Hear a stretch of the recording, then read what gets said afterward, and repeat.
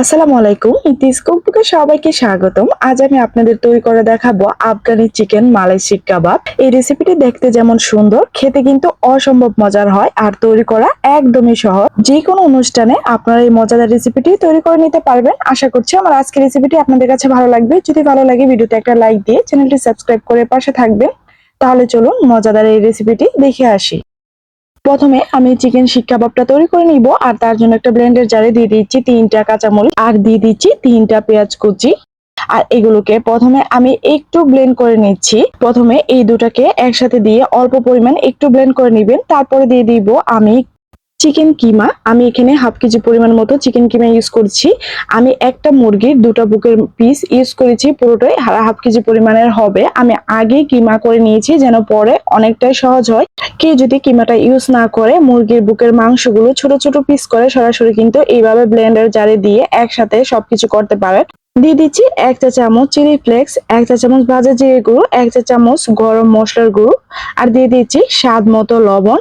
দিয়ে দিব 1 কাপের মতো ব্রেড ক্রাম্বস। আমি পাউরুটি দিয়ে বাসায় এটা করে নিয়েছি আর এটা দিলে বাইন্ডিংটা অনেক বেশি ভালো হয়।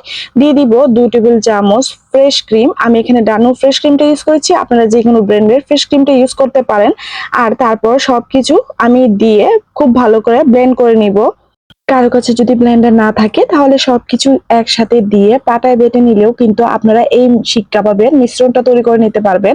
আমার মিশ্রণটা তৈরি হয়ে গিয়েছে আর আমি একটা আলাদা পাত্রে নিয়ে নিচ্ছি।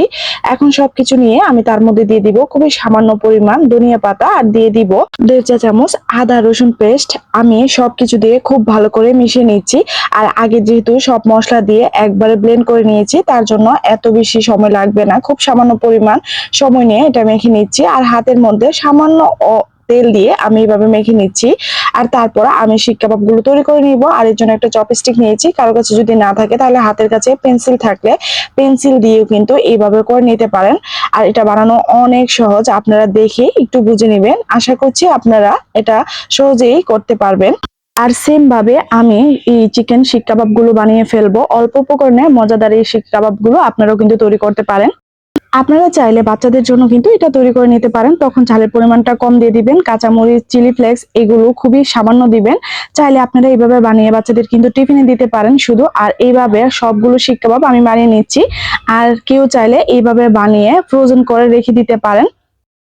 আর শিক কাবাব গুলো বানানো হয়ে গেলে তারপরে সাথে সাথে আমি ভেজে নিচ্ছি। আর তার জন্য একটা প্যানে আমি অল্প পরিমাণ তেল দিয়ে নিচ্ছি। তারপরে চিকেন শিক কাবাব গুলো আমি সবগুলো একসাথে দিয়ে দিচ্ছি আর হালকা করে ভেজে নিব। ঠিক 2 থেকে 3 মিনিটের মতো সময় নিয়ে চুলা রাসটা মিডিয়াম টু লো হিটে রেখে আমি কিন্তু ভেজে নিচ্ছি। যখন এক পাশটা একদম হালকা একটু ভাজা হয়ে যাবে, ব্রাউন কালার চলে আসবে, তারপর আমি উপর পাশটা উল্টিয়ে দিচ্ছি। আপনারা একটু দেখে বুঝে নিচ্ছেন, একদম কড়া করে কিন্তু ভাজবো না। 2 থেকে 3 মিনিটের মধ্যে যতটুকু ভাজা হয় ঠিক ততটুকুই আমি ভেজে নিব। কাবাবগুলো ভাজা হয়ে গেলে তারপর আমি তুলে নিচ্ছি। আর কেউ যদি চান এইভাবে খেতে তাহলে আরেকটু ডিপ ফ্রাই করে তারপরে খেয়ে নেবেন, বা ডুবো তেলেও কিন্তু ভেজে তারপরে খেতে পারেন। চাইলে বাচ্চাদের আপনারা এগুলো টিফিনে তৈরি করে দিতে পারেন।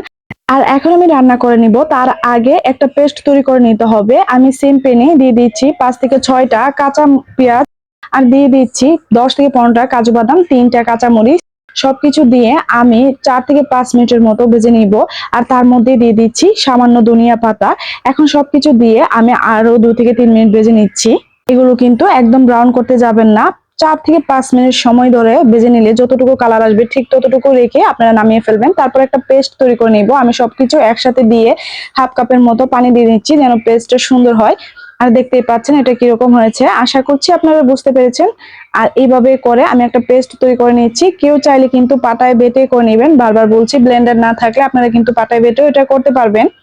রান্নার জন্য আমি এখানে দিয়ে দিচ্ছি 4 থেকে 5 টেবিল চামচের মতো তেল আর তার মধ্যে দিয়ে দিচ্ছি 2 টেবিল চামচের মতো বাটার।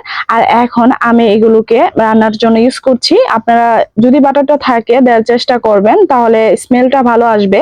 আর তার মধ্যে দিয়ে দিচ্ছি 4টা এলাচ আর দিয়ে দিচ্ছি 4 থেকে 5টা লং। আর তার মধ্যেই দিয়ে দিচ্ছি 1 টেবিল চামচ আদা রসুন পেস্ট। সবকিছু আমি 1 মিনিট ভেজে নেওয়ার পর যে পেস্টটা আমি করে রেখেছিলাম সেই পেস্টটা দিয়ে দিচ্ছি। আর তারপর আবারও খুব ভালো করে আমি মিশিয়ে নিচ্ছি। আর ব্লেন্ডারটা ধুয়ে তারপর অল্প পরিমাণ পানি দিচ্ছি আমি। আর এই সবকিছু দিয়ে আবারও খুব ভালো করে আমি মিশিয়ে নিচ্ছি। এখন কিছু মশলা অ্যাড করছি। তার মধ্যে রয়েছে 1 চা চামচের মতো ভাজা জিরের গুঁড়ো, 1 চা চামচের মতো চাট মশলা, 1 চা চামচের মতো গরম মশলা, আর দিয়ে দিচ্ছি খুবই সামান্য পরিমাণ গোলমরিচের গুঁড়ো। আমি কালোটা ইউজ করছি, কারো কাছে যদি সাদাটাও থাকে সেটাও দিতে পারেন। আর জালটা যদি কম খেতে চান তাহলে ওই অনুযায়ী দিবেন, খুবই হালকা করে। আর স্বাদ মতো লবণ দিয়ে দিচ্ছি। আর তারপর সবকিছু খুব ভালো করে আমি মিশিয়ে নিচ্ছি। আর দিয়ে দিব আমি হাফ কাপের মতো টক দই। আর দইটা দিয়ে আবারও খুব ভালো করে আমি মিশিয়ে নিচ্ছি। এই রান্নার মধ্যে মশলাগুলো খুবই সামান্য লাগে, আপনারা একটু দেখে বুঝে নেবেন। আমি স্টেপ বাই স্টেপ কিন্তু দিয়ে দিচ্ছি। তারপর ঢাকনা দিয়ে ডেকে আমি মশলাটাকে খুব ভালো করে কষিয়ে নিব। মশলাটা যখন ভালোভাবে কষানো হয়ে যাবে দেখতেই পারবেন তেলগুলো কিন্তু একদম উপরে চলে আসবে। আর তারপরে যে শিক কাবাবগুলো আমি তৈরি করে রেখেছিলাম সেগুলো দিয়ে দিব। আর মশলার সাথে আমি খুব ভালো করে মিশিয়ে নিচ্ছি। আমি স্টেপ বাই স্টেপ সবকিছু দিচ্ছি, আপনারা একটু খেয়াল করে দেখবেন। আর তারপর আবারও মিশিয়ে নিচ্ছি। এগুলো কিন্তু ভাঙবে না, কারণ ব্রেড ক্রাম্বস দিলে বাইন্ডিংটা অনেক বেশি ভালো থাকে, যেহেতু একটু ভেজে নিয়েছিলাম তার কারণে আপনি নাড়াচাড়া করলে ভাঙবে না। আর তার মধ্যেই আমি দিয়ে দিচ্ছি ফ্রেশ ক্রিম। আমি একটা পুরোটাই দিচ্ছি, আপনারা চাইলে হাফ দিতে পারেন। আর আমি ডানোটাই দিচ্ছি, আপনারা যে কোনো ব্র্যান্ডের ফ্রেশ ক্রিম কিন্তু এখানে ইউজ করতে পারেন। এখন সবকিছু দিয়ে আমি আবারও খুব ভালো করে মিশিয়ে নিচ্ছি। আপনারা যদি কেউ চান এখানে হাফ কাপের মতো পানি অ্যাড করতে পারেন। আর তারপর দিয়ে দিচ্ছি কাসুরি মেথি বা শুকনো মেথি পাতার যে গুঁড়োটা, সেটা আপনারা ইউজ করতে পারেন। আর এইভাবে খুব সামান্য 1 চিমটি পরিমাণ আমি দিয়ে দিচ্ছি ফ্লেভারটা ভালো আসার জন্য। আর তারপরে আফগানি মালাই চিকেনের মধ্যে এটা কিন্তু ইউজ করা হয়, আপনারা এটা যদি থাকে দিবেন, আর না থাকলে স্কিপ করতে পারেন।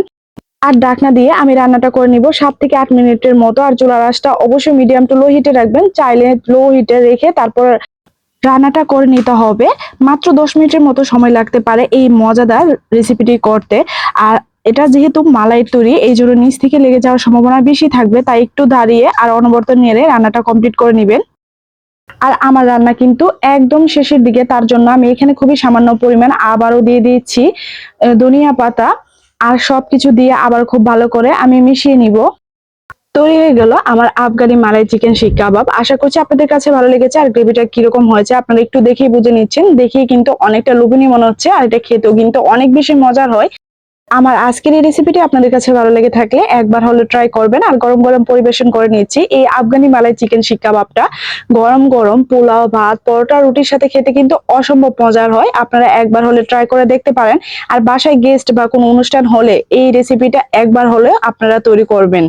রেসিপিটি ভালো লেগে থাকলে লাইক, কমেন্ট, শেয়ার করবেন। যারা আমার চ্যানেলটি এখনো সাবস্ক্রাইব করেনি আমার চ্যানেলটি সাবস্ক্রাইব করে পাশে থাকবেন। আর যারা আমার ফেসবুক পেজ থেকে দেখছেন আমার ফেসবুক পেজটিতে লাইক এবং ফলো দিয়ে রাখবেন। ধন্যবাদ সবাইকে আমার আজকের এই রেসিপিটি দেখার জন্য।